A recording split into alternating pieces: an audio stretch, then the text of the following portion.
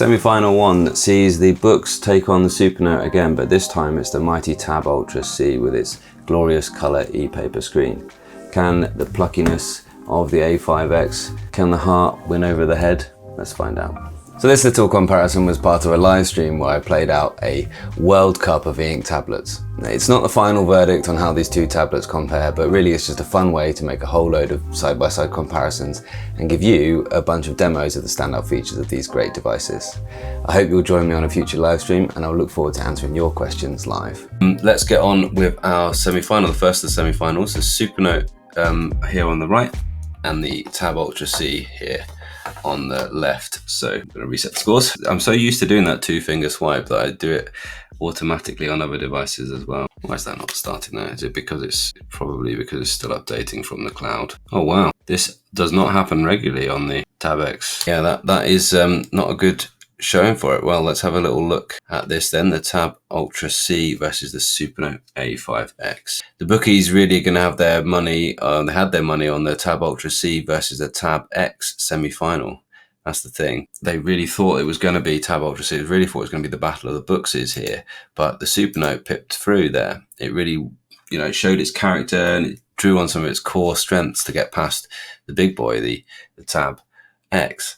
Really impressive performance there. And this is quite a personal comparison for me. Seems like a funny thing to say, but it's sort of my heart versus my head, really. I really loved using the A5X when it was my daily driver, and I'd love to go back to it, and I do still go back to it when I want to write in long form. It's one of, out of all of the Eink tablets, that I would use if my life was simply writing and note-taking. This would be my absolute in my bag all of the time.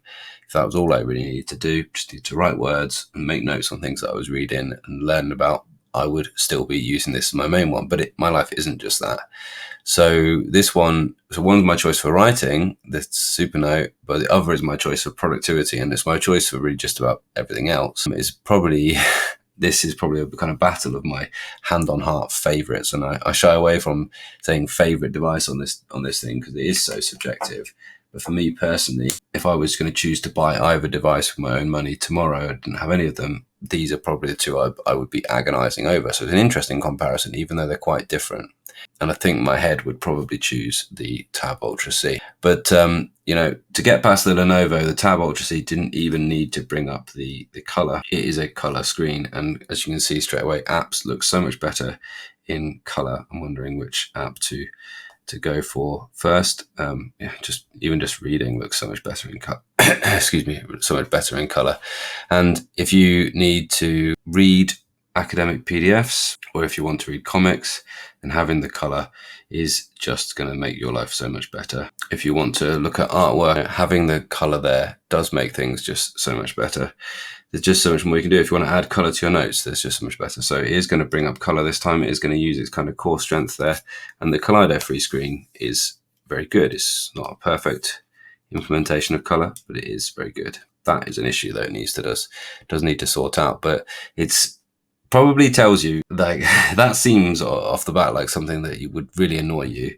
It probably tells you how much there is to love about this, the fact that I totally forgive it that. And I know it's there, and I will absolutely acknowledge it. It is something that they need to sort out. I'm sure they can sort it out. They must just have not worked out how yet. But actually, adding color to Eink has been really, really good, and it is a benefit. And it also didn't need to bring up its use of the GPU. And the GPU means this screen performs, usually apart from this note-taking app, so much better in so many different scenarios. If I now go to a web browser, that makes sense as a place to go and have a little look around, check the news, why not? You can actually use this as a web browser, and I think that is because of the color, and it's because of the way it refreshes this screen. You see how quick that is, even compared to, if you think back to the black and white on the Note Air 2 Plus, and this isn't even in the fastest mode, this is in the balanced mode, which is what I pretty much leave it on. If we go into ultra fast, and you can see scrolling is, it's no 60 hertz, 120 hertz machine or anything like that, but it is quick. And the other interesting thing is, what you'll notice, I hope, is when you move something, it actually clears up the screen. It leaves the ghosting and then it clears up the screen. And as far as I know, apart from the tab lineup, there is no other Eink tablet that does that. As soon as the competition figure out how to do that, do you see it clearing out? As soon as the competition figure out how to do that, then there'll be interesting discussions to have. But right now, this is just simply the best implementation of Eink that there is. And it is therefore going to score another easy goal. And really, this is the thing to do at this stage of the competition. If you can, so it's got that was the second goal, is to just win the game nice and early and then use the time to conserve your energy for the last kind of battle. And then finally, the way it uses the screen, that's just absolutely streets ahead. But we didn't even mention the keyboard case when we were in the quarterfinal. And again, that's another improvement. Another thing which the Supernote just can't keep up with at this point. You can have a Bluetooth keyboard on here, but it doesn't have this with the pogo pins really quick. Never have a problem connecting or anything like that. Well, it's difficult to connect a Bluetooth, but it's just another step, which means that for me anyway, I would use that less than having the keyboard case on there all the time. I really do like the keyboard case. Apart from, you have to remember to take it out if you want to draw something accurately, because you do have this weird kind of magnet bump. You're able to see that bump there, look, where the magnets of the keyboard are underneath that. So it's 3-0. And really, that's one of those matches that you really look forward to this matchup. You really think, oh, this is a really exciting one. But really, in the end, it becomes a little bit disappointing. You have to accept that in football, because what do the players want? They want to get through to the next round. They are going to try their best, and there's still all those wonderful things. But really, I think it probably took it out of the Supernote to get past the Tab X in the quarterfinal.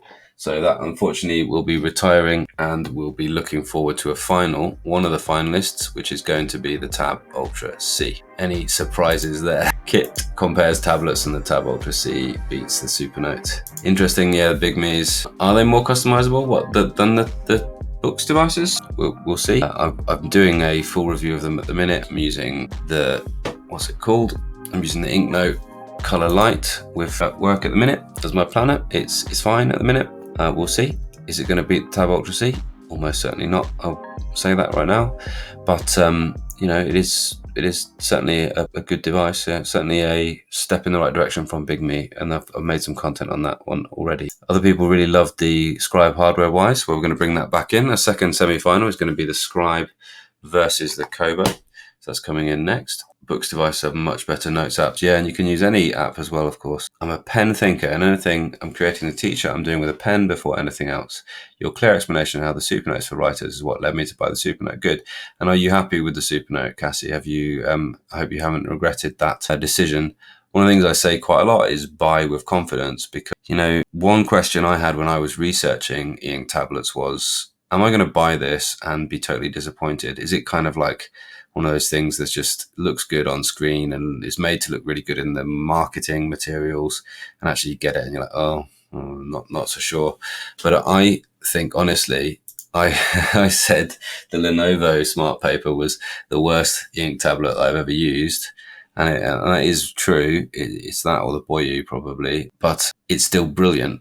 and that's the thing. Like, it's still, if that was the only choice of Eink tablet, I would still be recommending that you buy one, because it is still brilliant. Oh, Cassie's getting it today. He'll let you know. I have a Samsung tab for my other productivity needs and wanted to know something that was Eink would be just for writing. Yeah, that's very cool. Yeah, that's the way to think about it, Cassie. It's just to have one thing for writing. Like, say you're a pen thinker and you can't really think in that way on a Android tablet with an LCD screen, can you? Just take your time to get to know it is what I would suggest, Cassie, because at first it kind of feels a little bit like, why would I, why? And then you realize, oh, that is actually quicker, that is easier, that is well thought through. So take your time to get to know it, forgive it a little bit at first, and then gradually just keep going with it, keep returning to it, and you will like it. In all honesty, if you've seen my top 10, the Tab Ultra C is the better device right now. We all can't wait to see what Supernote have in store for us in their next iteration of devices. We're looking forward to that, because there is so much to love about the Supernote platform. Still, for writing, this is a wonderful place to be. But unsurprisingly, we'll see the top seed, the Tab Ultra C, in the final. The result doesn't necessarily mean that one of these tablets is actually better than the other. And if you do want to know my final conclusions about how all the features of these two tablets stack up, then the best place to have a look is on the website ewritable.com, where Dan has used my testing data to let you make your own comparison chart between any Eink tablets which might interest you. And all of that data is based off my full 2 weeks of testing, and I haven't just pulled down the press release and filmed a video based on what that says, or nor have I just opened the box and played about for a few hours and pressed record. If I've reviewed an Eink tablet, I've used it in my daily work life, in my professional job as a teacher for at least 2 weeks. And that way I really find out what it's like to live with and rely on it. And you really find out the benefits and the bugs that way. So here are my video reviews of the 2 tablets featured in today's match.